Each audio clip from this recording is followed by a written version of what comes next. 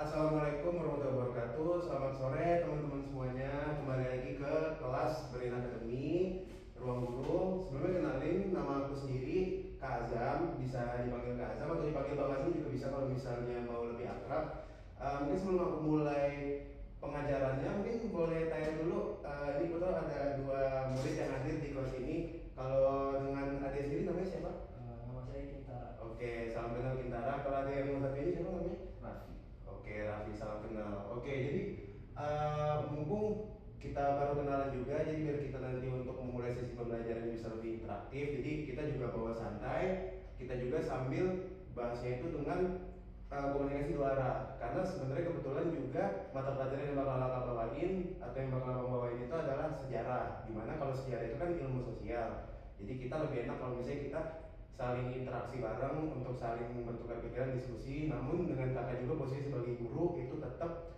memaparkan materi yang bakal kita bahas untuk hari ini. Kita untuk hari ini bakal bahas topiknya itu tentang sejarah proklamasi Indonesia. Sebelum itu aku mau tulis bentar untuk data-data atau kurang lebih apa yang bakal kita paparin di kelas ini.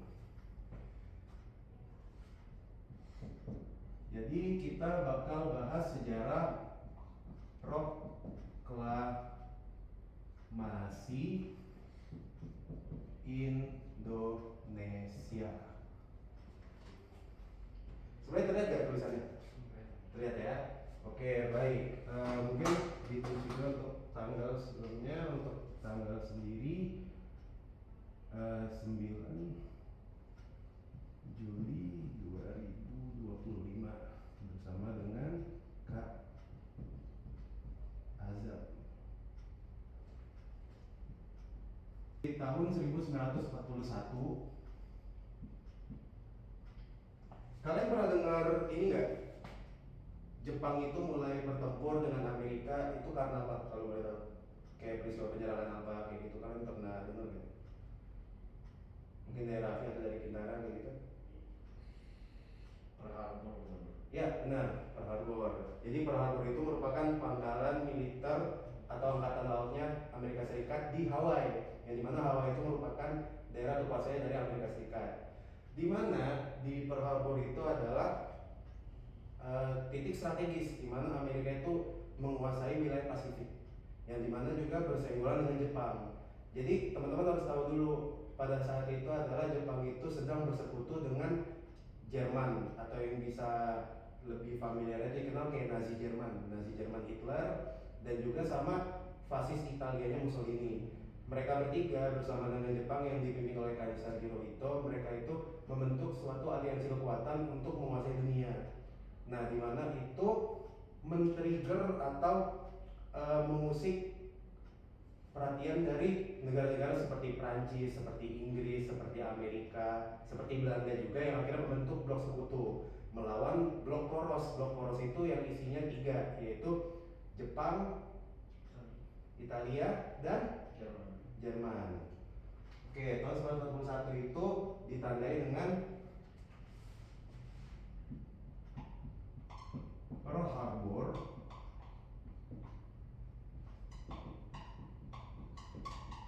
diserang oleh Jepang.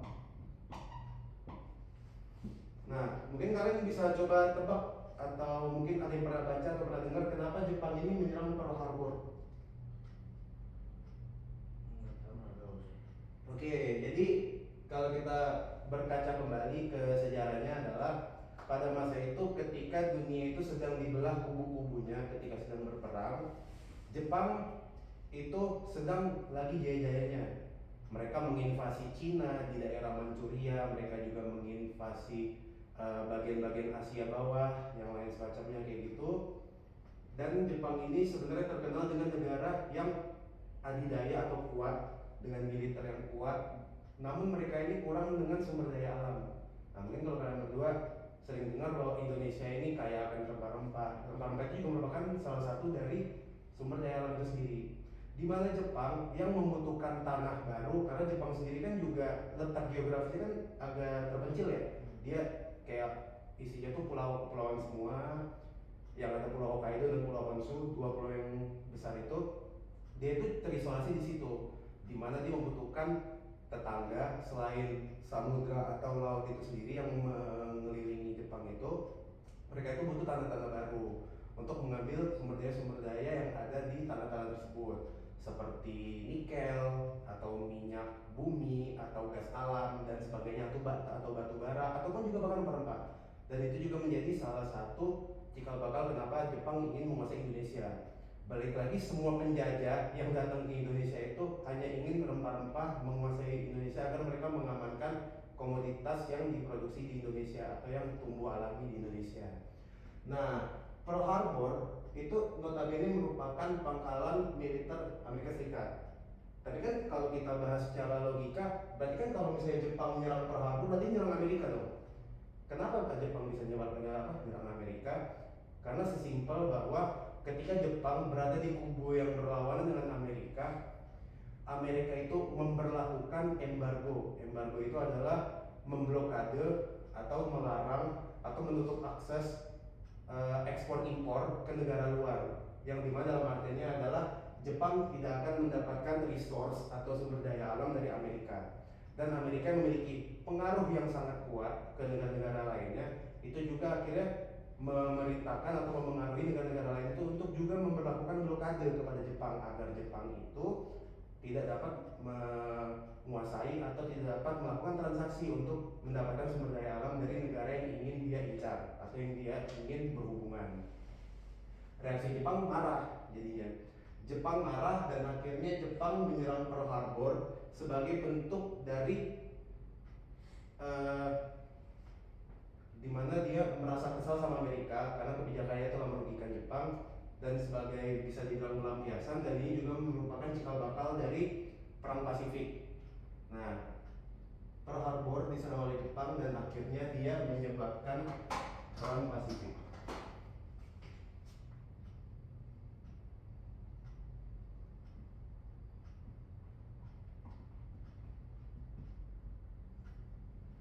Jadi kalau misalnya kita bahas soal Perang Pasifik, ingat aja simpelnya itu dia pemicunya adalah Jepang menyerang Pearl Harbor.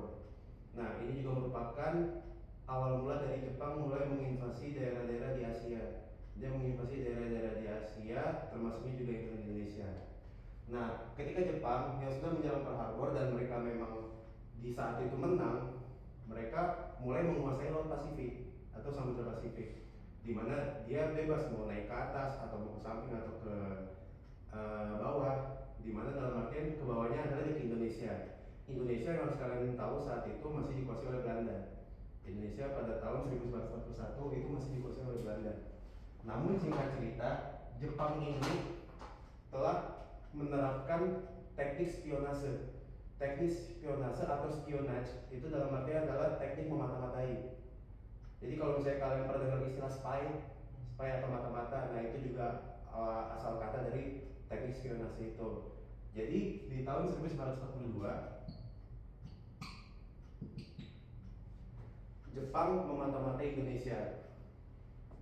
Walaupun sebenarnya kalau bisa kita bilang Jepang itu sudah mulai memata-matai Indonesia atau mulai melirik Indonesia itu sejak sekian lama saat Indonesia masih di bawah tangan Belanda.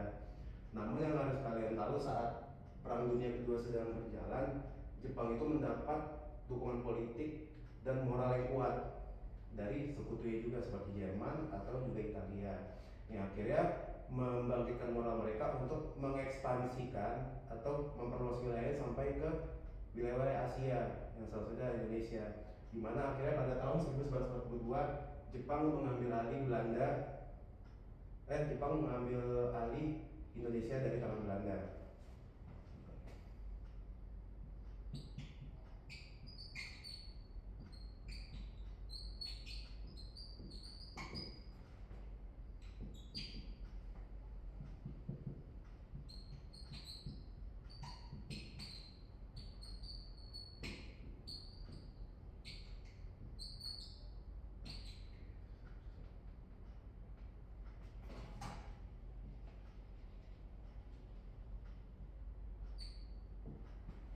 Jadi setelah Jepang mengambil alih Indonesia dari Belanda, karena di saat itu Belanda juga merupakan salah satu bagian dari blok sekutu, di mana Di saat blok sekutu itu juga sebenarnya sedang kewalahan karena memang blok poros yang isinya Jepang, Jerman, dan Italia itu sedang kuat-kuatnya.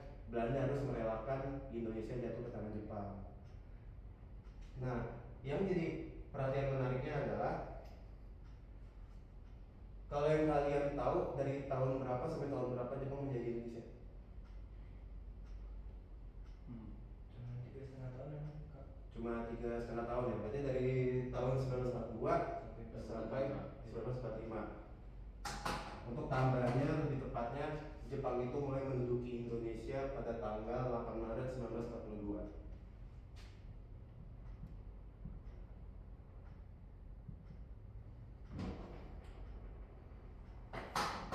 Oke, jadi selama 3 tahun penjajahan Jepang ke Indonesia terhadap Indonesia, sebenarnya Jepang ini kesannya membodoh-bodoh Indonesia karena Indonesia ini memiliki keyakinan bahwa Jepang ini adalah negara saudara atau bangsa saudara sesama Asia yang ingin membebaskan Indonesia dari penjajahan Belanda. Namun sejatinya dan realitanya adalah Jepang jauh lebih menyiksa dibanding Belanda. Dapat kita ketahui dengan program-program penjajahannya, propaganda-propagandanya yang seakan-akan Jepang itu sebenarnya itu ingin menyelamatkan Indonesia, padahal sejatinya Jepang itu hanya ingin menjajah dan mengeruk sumber daya alam dari Indonesia. Kalian pernah dengar istilah kerja paksanya Jepang nggak di Indonesia? Kerja Romusa. Romusa, benar. Kalau misalnya pada zaman Belanda nama kerja paksanya apa? Ada ingat nggak? Rodi, benar. Bahkan sampai sekarang masih sering kita pakai dan istilahnya kalau misalnya kita belajar kelamaan atau kita kerja kelamaan, kita rodi segala macam kayak gitu. Kalau di zaman Jepang itu diberlakukan adalah Romusa, di mana Romusa ini telah membunuh hampir sekitar ribuan hingga puluhan ribu masyarakat Indonesia yang bekerja di bawah Jepang. Kita langsung ke timeline selanjutnya. Selama 3 tahun dari tahun 1942 sampai 1945, titik akhir dari penjajahan Jepang adalah berakhirnya Perang Dunia Kedua. Perang Dunia Kedua itu berakhir lebih tepatnya adalah ketika pada tahun 1945. 1945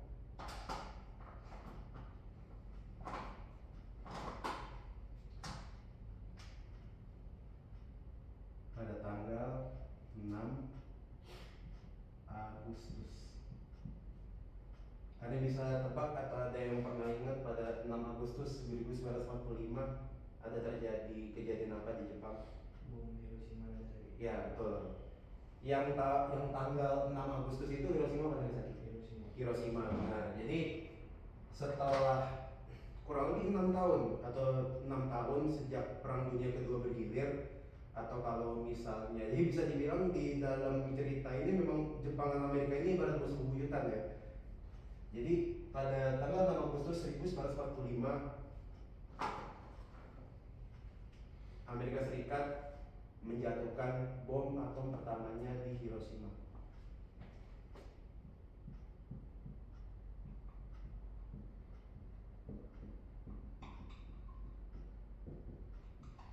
Bom atom di Hiroshima. Nah, fun fact-nya itu 2 bom atom yang dijatuhin ke Jepang itu ada nama-namanya sendiri. Ada yang ingat gak nama-namanya? Big Boy. Apa? Big Boy one. Nah, boy-nya udah benar, tapi yang lebih tepatnya Little Boy. Nah, jadi kalau bom atom di Hiroshima itu namanya Little Boy.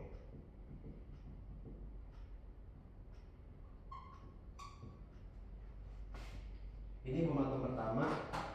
Dan kalau kalian ingin tahu kenapa dari sekian kota yang ada di Jepang, kan ada kota yang lain kayak Tokyo, Osaka, dan lain semacamnya kayak gitu, kenapa yang jatuhin bomnya Hiroshima dan Nagasaki? Ada yang bisa tebak?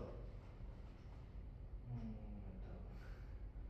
Oke, kalau Hiroshima, kenapa dijatuhi bom oleh Amerika Serikat? Karena ini adalah pusat pangkalan militernya Jepang di tanah Jepang. Karena yang harus kalian tahu adalah Jepang ini kuat secara militer dan juga secara industri. Bahkan hingga sekarang ya kalau bisa kita bilang industrinya. Di mana tujuan pertama Amerika adalah mereka menyerang Hiroshima yang merupakan pangkalan militer utamanya Jepang dan menghancurkannya agar Jepang itu kekuatannya berkurang secara militer melalui bom atom Little Boy.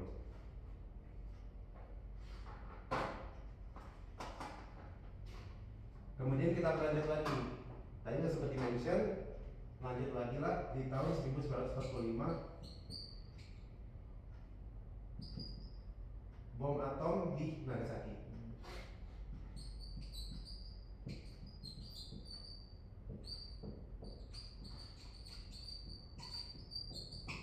Bom atom di Nagasaki itu pada tanggal 9 Agustus 1945.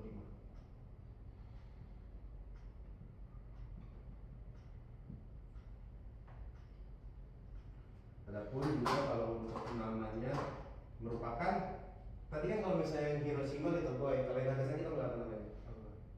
Big Boy. Coba enggak, bukan. Raffi mungkin tahu? Lupa. Lupa ya. Kalau Nagasaki itu namanya Fat Man.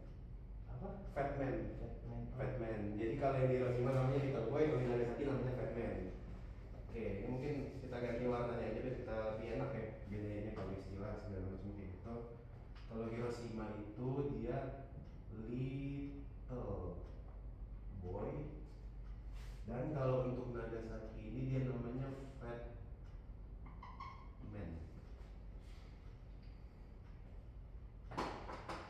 Dua bom atom dijatuhkan oleh Amerika Serikat ke Jepang dan Jepang mulai melemah secara militer karena Hiroshima pusat militernya dijatuhkan dan Nagasaki pusat industrinya Jepang dijatuhkan. Jadi Jepang secara militer dan secara industri jatuh, Jepang sudah mulai memasuki fase-fase akhir dari kejayaan dan bertahannya kekuatan mereka di Perang Dunia Kedua. Nah, langsung kita to the point ke titik di mana Indonesia mulai merdeka.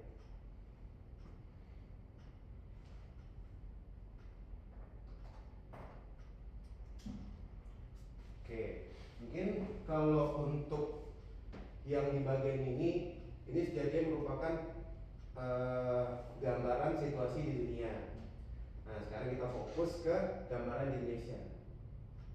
Nah, untuk gambaran di Indonesia pada tanggal 19 Agustus bom kedua dijatuhkan ke Jepang kan, dan Jepang langsung mengambil tindakan ke berbagai negara jajahannya. Salah satunya adalah Indonesia.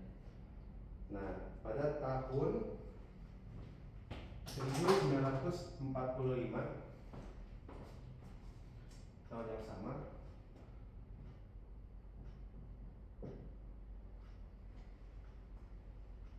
Soekarno, Mohatta, dan Rajiman Widyodiningrat yang merupakan saat itu komite dari BPUPKI. Ada yang pernah dengar BPUPKI nggak? Badan persiapan usaha kemerdekaan kemerdekaan Indonesia. Ya. Jadi tahun 1945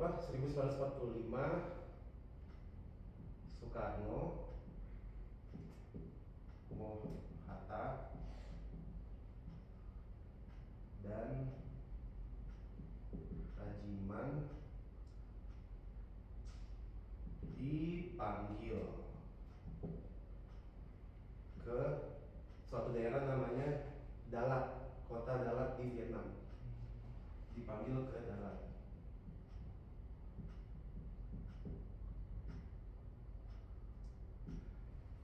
Nah, lebih tepatnya ini juga di tanggal bersamaan ketika Nagasaki dijatuhi bom.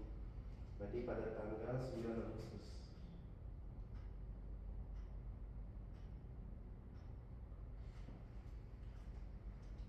Tujuan dari pemanggilan ini adalah di mana Jepang yang saat itu diwakili oleh Marshal Terauchi. Marshal Terauchi ini mewakili Jepang untuk menyampaikan situasi terkini yang ada di Jepang dan juga di Perang Dunia Kedua, atau lebih tepatnya situasi politik di dunia, di mana Jepang ini sudah diprediksi akan kalah dan sedang mempersiapkan gencatan senjata dengan pihak sekutu yang berisikan Prancis, Inggris, Amerika Serikat, dan negara-negara lainnya. Dan termasuk Belanda juga. Di mana di pertemuan waktu itu juga disampaikanlah bahwa BPUPKI yang awalnya Badan Persiapan Usaha Kemerdekaan Indonesia ini akan diubah namanya menjadi PPKI.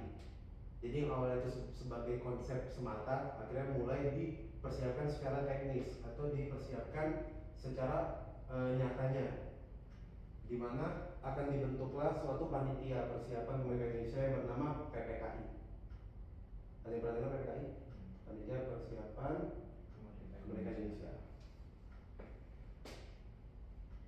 Nah, namun harus yang kalian tahu adalah saat ini Indonesia itu terbagi menjadi dua golongan, yaitu adalah golongan muda dan golongan tua.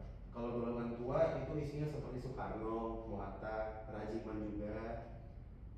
Tapi ada juga golongan muda yang isinya seperti Sultan Syahrir, seperti Soekarni dan tokoh-tokoh pergerakan yang lainnya. Yang dimana selanjutnya ketika golongan tua yang seperti Soekarno, Muhatta, dan Rajiman ini sudah mendapatkan kabar bahwa memang Jepang itu akan menyerah. Nah, di tahun 1945 juga, lebih tepatnya pada tanggal 10 Agustus. Di tanggal 10 Agustus, Sultan Syahrir dari golongan muda itu mendengar kabar melalui radio internasional. Waktu itu radio BBC. Ada pernah dengar radio BBC nggak? Sampai sekarang juga masih ada kan, masih relevan, radio dari Inggris. Nah, Sultan Syahrir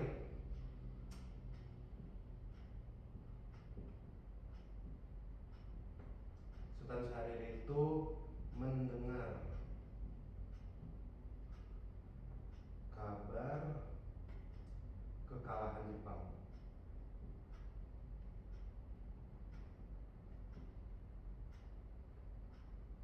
Melalui kanal informasi radio BBC.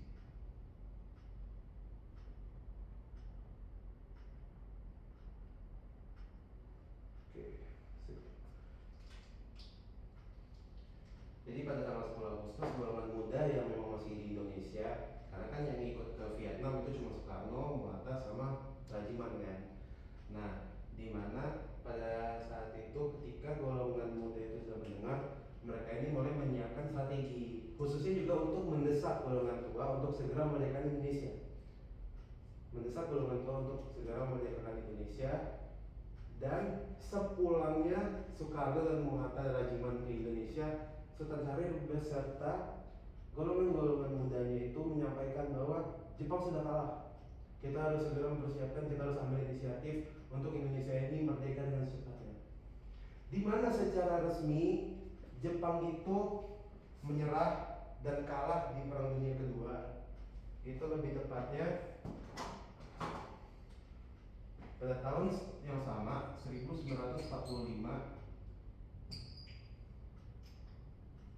di tanggal 15 Agustus.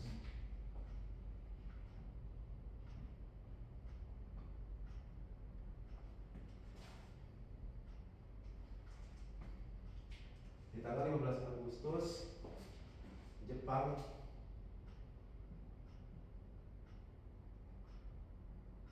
menyerah dan kalah di Perang Dunia II. Ini aku singkat jadi PD2 aja ibaratnya. Nah, 15 Agustus. Wisnu, kalau misalnya kita seperti tahu Indonesia merdeka tanggal 17 Agustus, 2 hari, H-2 istilah kasarnya. H-2 sebelum kemerdekaan Indonesia, Jepang menyatakan bahwa mereka menyerah dan kalah di Perang Dunia Kedua. Terjadilah cekcok atau terjadilah perseteruan dari golongan muda dan golongan tua. Jadi golongan tua ini ibaratnya tuh mindsetnya masih kaku, dia masih eh, memegang teguh mandat yang diberikan Jepang melalui PPKI-nya agar Jepang itu yang memang mempersiapkan kemerdekaan Indonesia dengan Soekarno Muhammad Hatta sebagai panitia utamanya. Ada yang tahu nggak tanggal aslinya sebenarnya Indonesia itu mau dijadiin merdeka sama Jepang tanggal berapa? 25.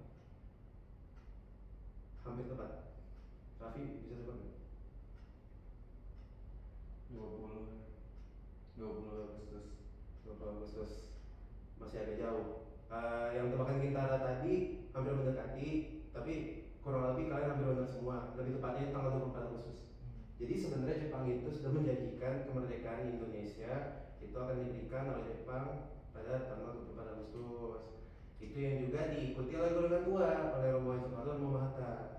Tapi permasalahannya golongan muda ini mendesak untuk Indonesia dimerdekakan secepatnya.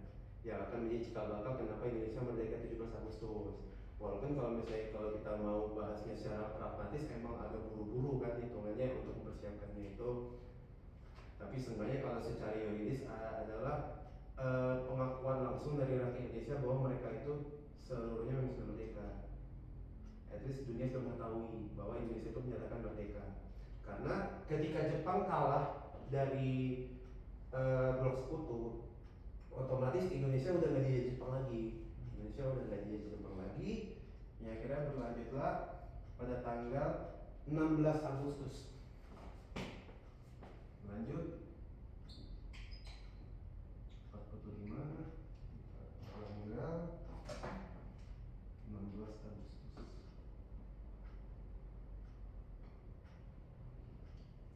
Di tanggal 16 Agustus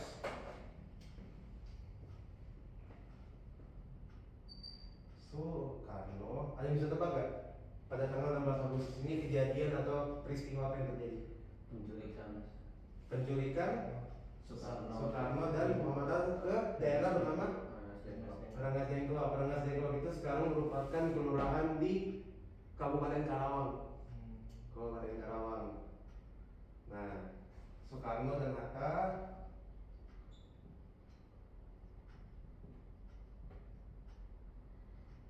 diculik ke Rengas Dengklok. Di Rengas Dengklok, di mana mereka ini waktu itu diculik dan ditempatkan atau bisa dibilang markas persembunyiannya itu ada di sebuah rumah punya seorang masyarakat Indonesia Tionghoa. Nah, di mana pada waktu itu adalah Soekarno dan Hatta diculik agar dia itu bebas dari pengaruhnya Jepang, karena ketika itu kan lokasi mereka di Jakarta, di mana Jepang itu masih menduduki Indonesia. Jadi dalam arti walaupun Jepang memang sudah kalah, tapi mereka masih masa-masa mobilisasi untuk meninggalkan daerah jajahan. Nah, jadi secara langsung Jepang pengaruhnya masih kuat di Jakarta. Diculiklah ke Rengas Dengklok, diculik ke Rengas Dengklok agar golongan muda itu bisa lebih tenang dan secara netral, tanpa usikan apapun, tanpa gangguan apapun untuk memuju Soekarno dan Hatta untuk segera memerdekakan Indonesia. Setelah obrolan panjang lebih lanjut, akhirnya Soekarno dan Hatta berhasil dibujuk. Di tanggal 16 Agustus kita mulai fokusnya itu adalah ke detik-detik proklamasi kemerdekaan. Di mana detik-detik proklamasi kemerdekaan itu pada tahun yang sama, tapi ini sudah masuk ke 17 Agustus. 17 Agustus. Nah, tapi kali ini aku bakal nambahin jam-jamnya juga. 17 Agustus dari jam 2 pagi sampai jam 4 pagi. Berarti kita tulis itu 02.00 sampai 04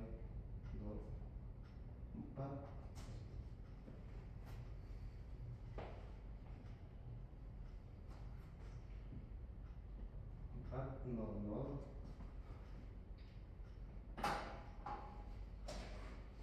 naskah proklamasi mulai dipersiapkan. Di mana pada masa itu ada fakta unik ya. Naskah proklamasi yang disusun oleh Soekarno dan Muhammad Hatta itu disusunnya itu bukan di Rengas Dengklok tapi disusun di Jakarta. Dia disusunnya itu di Jakarta, lebih tepatnya itu di rumah seorang laksamana Jepang yang bernama Laksamana Tadashi Maeda. Nah, unik kan sebenarnya ketika sebenarnya ada orang Jepang yang memang ingin membantu masyarakat Indonesia untuk merdeka, karena Laksamana Tadashi Maeda ini merupakan seorang perwira Jepang yang berempati terhadap perjuangan masyarakat Indonesia untuk memperjuangkan kemerdekaannya. Plus salah satu bonusnya adalah istrinya Laksamana Maeda orang Indonesia juga. Jadi ada bisa dibilang dia emang udah terikat lah dengan tanah air gimana kayak gitu. Dimana tahun 1945 naskah proklamasi dipersiapkan.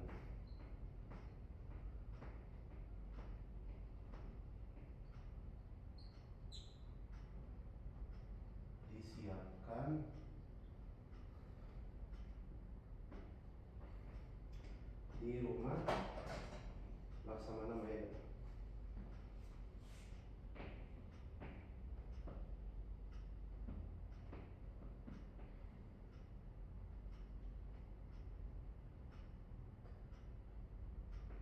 Di rumah Laksamana Maeda.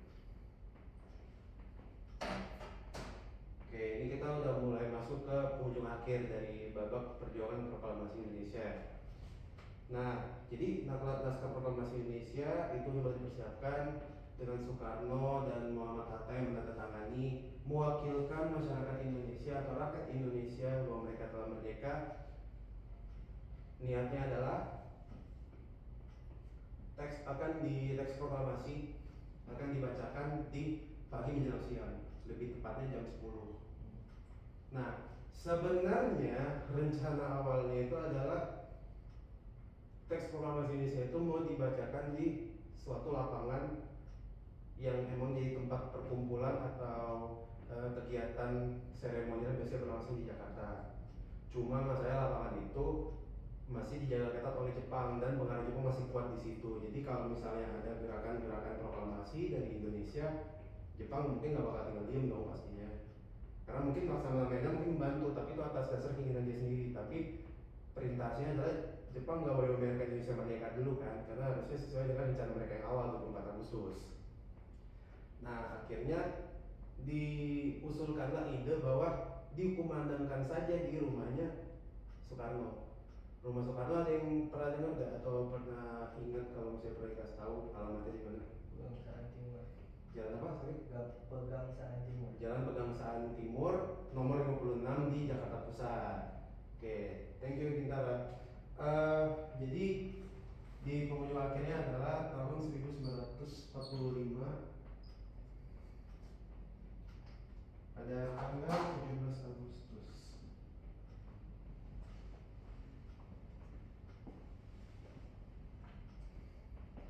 Pukul 10.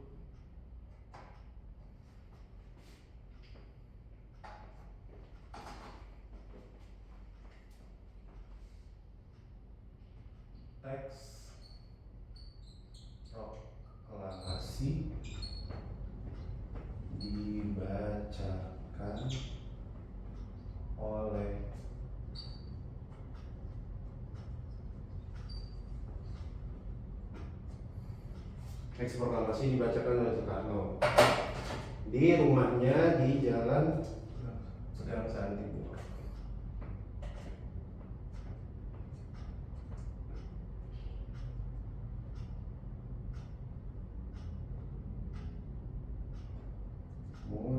Nomor 56 Jakarta. Ya, jadi sekian ini merupakan timeline singkat dari sejarah proklamasi Indonesia. Sekarang kita lanjutnya itu ke trivia nih sebenarnya, kayak trivia.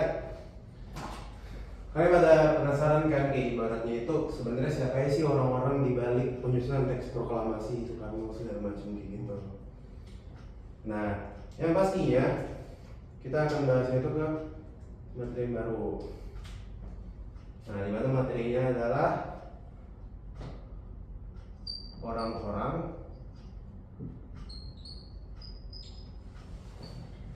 di balik penyusunan teks proklamasi. Kita bisa mulai dari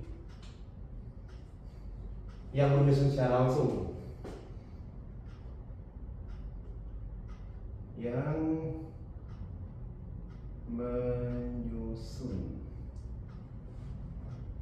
Ada yang tahu kira-kira yang menyusunnya siapa? Soekarno, udah pasti Soekarno masih orang.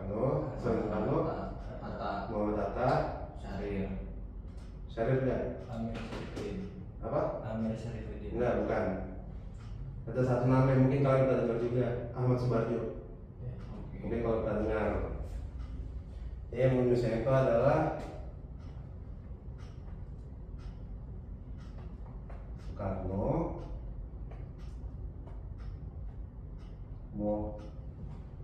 Hatta, dan Ahmad Subarjo. Oke, kita lanjut ke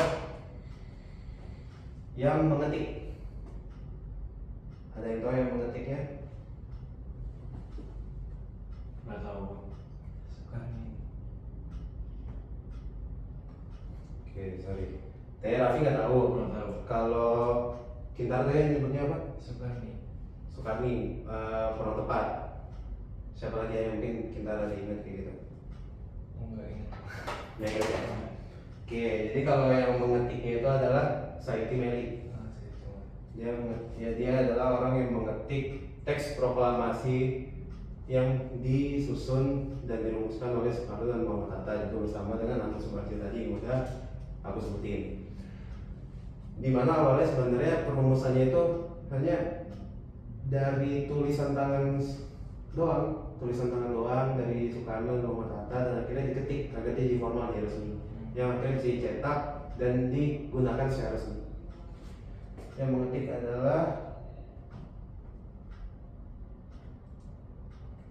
Sayuti Meli.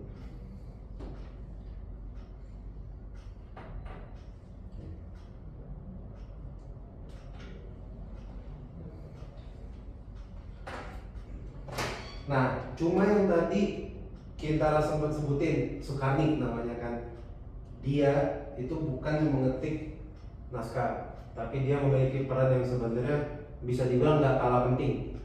Kenapa? Karena sejatinya ini bisa dibilang juga jadi kayak cikal bakal kenapa Soekarno dan Muhammad Hatta yang akhirnya dijadikan representasi dari masyarakat Indonesia, yang akhirnya mereka berdua diangkat menjadi presiden wakil presiden. Karena Soekarni yang menyarankan bahwa teks proklamasi yang telah disusun oleh para golongan tua dan golongan muda itu ditandatangani atau bisa dibilang diwakilkan atau sebagai wujud perwakilannya itu bahwa bangsa Indonesia diwakili oleh Soekarno dan Muhammad Hatta. Jadi Soekarni ini istilahnya itu dia yang merekomendasikan,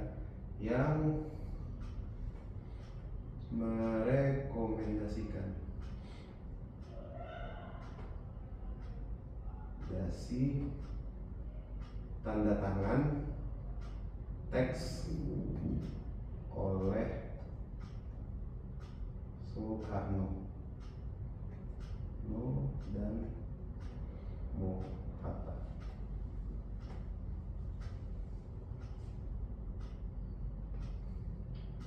Yang tadi mungkin namanya oleh Kintara, ini Soekarni.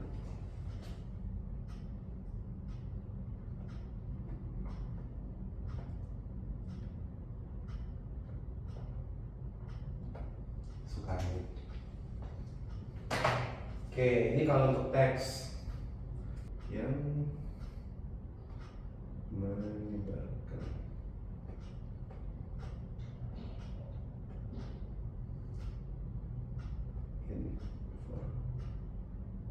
menyebarkan informasi Reformasi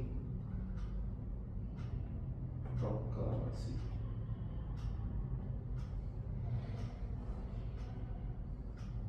Yang menyebarkan proklamasi proklamasinya namanya adalah Burhanuddin Muhammadiyah, atau bisa dikenal atau lebih dikenal sebagai BMDIA.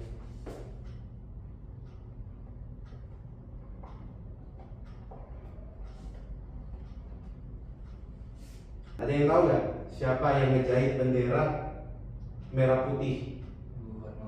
Bu Fatmawati, betul. Yang beliau juga merupakan istri dari Soekarno. Tambahan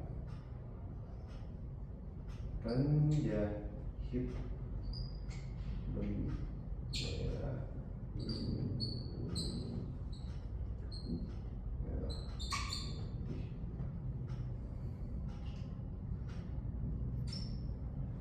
adalah Fatmawati.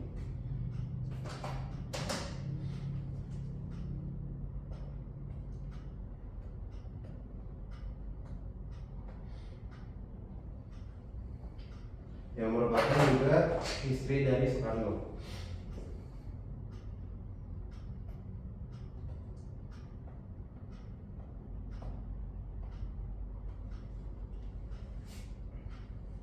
Oke. Ya, jadi mungkin kalau untuk pemaparan terkait sejarah proklamasi Indonesia secara singkat, yang secara kasarnya itu kalau kita rangkum dari tahun 1941 sampai tahun 1945 hingga Indonesia merdeka dikumandangkan, kurang lebih sampai sini. Untuk materinya itu sampai sini. Mungkin ada yang ingin bertanya? Udah cukup ya. Udah cukup, mungkin kalau dari Kintaro udah cukup. Kalau dari Raffi? Cukup sih Bang. Tapi kayak nggak nyangka aja kalau ternyata apa ya, ini sejarah Indonesia tuh bisa merdeka gara-gara domino effect hasil perseteruan dari negara yang lain gitu. Ya, sepakat. Mungkin kalau ada mau disampaikan lagi dari Raffi? Paling udah itu aja sih Bang. Mungkin kalau misalnya mau nambahin dari pernyataan atau omongannya Raffi tadi ya, emang balik lagi sebenarnya kalau kita belajar sejarah itu sangat banyak mengandung efek-efek domino atau ibaratnya kayak domino effect. Atau bahkan mungkin bisa dibilang ada beberapa faktor-faktor butterfly effect juga, kayak hal kecil yang sempat dilakuin di satu tempat tiba-tiba taunya malah berdampak besar untuk tempat yang lainnya segala macam kayak gitu. Oke, mungkin kurang lebih ini untuk gambaran yang bisa dibilang secara lini masa ya, atau timeline dari waktu kemerdekaannya Indonesia itu bagaimana diperjuangkannya. Mungkin kalau dari Kintaro sama Raffi ada pertanyaan lagi ya? Udah Bang. Oke, sebelumnya thank you banget buat Kintara sama Raffi yang udah mau dengerin pemaparan dari aku. Mungkin kalau misalnya ada salah kata atau kalau misalnya ada hal yang kurang jelas bisa ditanya lebih lanjut nanti sama aku selesai kelas ini. Oke, mungkin thank you banget sekali lagi. Boleh dicatat juga sama Kintara atau Raffi kalau misalnya mau dilengkapin atau mau dibaca-baca lagi. Jadi kalau misalnya next kalian bisa lebih paham atau bisa coba sharing-sharing juga pengetahuan yang udah kalian dapat di kelas ini ke teman-teman kalian juga atau ke orang lain kayak gitu. Thank you banget dari aku, Kak Azam, selaku pengajar sejarah di kelas ruang guru pada hari ini. Wabillahi taufiq wal hidayah. Wassalamualaikum warahmatullahi wabarakatuh.